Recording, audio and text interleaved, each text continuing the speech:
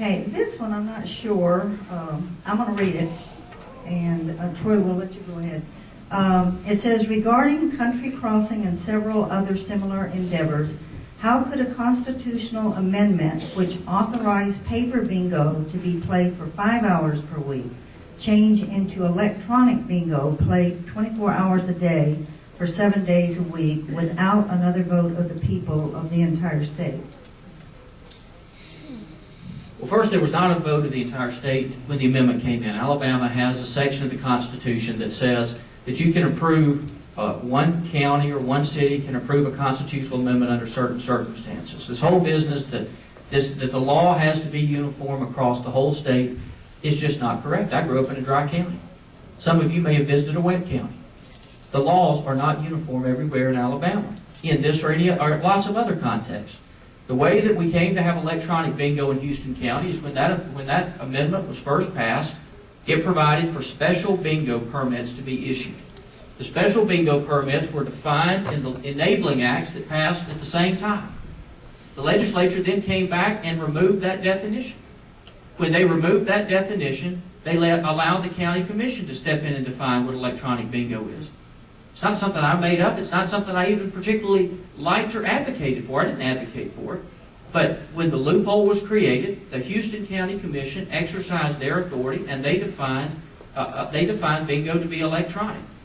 All the legislature has to do, we don't need another vote of the people. We don't need another constitutional amendment. All we need is the legislature to step in and say that they are reasserting their authority and they're defining special bingo permits, and this whole issue goes away. But I still think the people want to vote.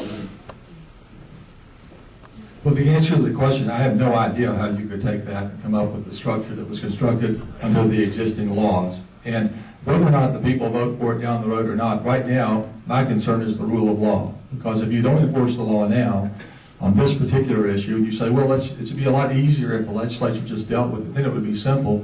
Well, then the next time somebody comes along and wants to do what they want to do without firm legal authority, then the answer is, well, we're already here, we're employing people, why don't you just go ahead and get the legislature to fix it or make it. But that's just not the job of the Attorney General. That's the job for the legislature or the governor or another office.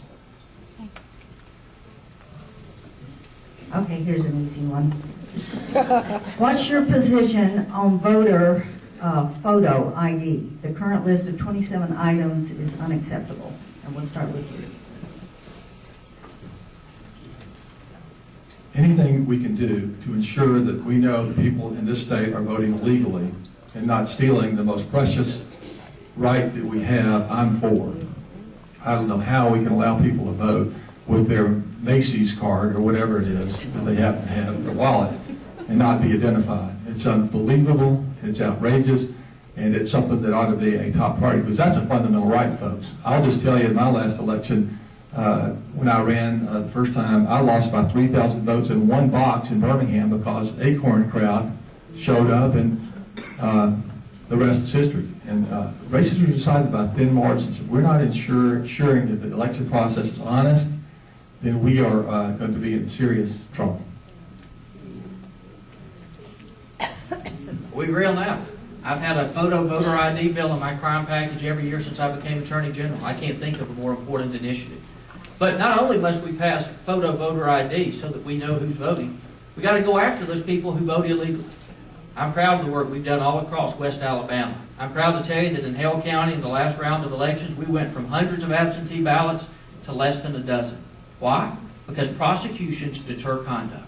That is how you go about creating safe elections. So yes, let's pass photo voter ID. Let's make it easier to identify people. Let's make sure the people who vote are supposed to vote. But when people vote who shouldn't, let's put them in prison.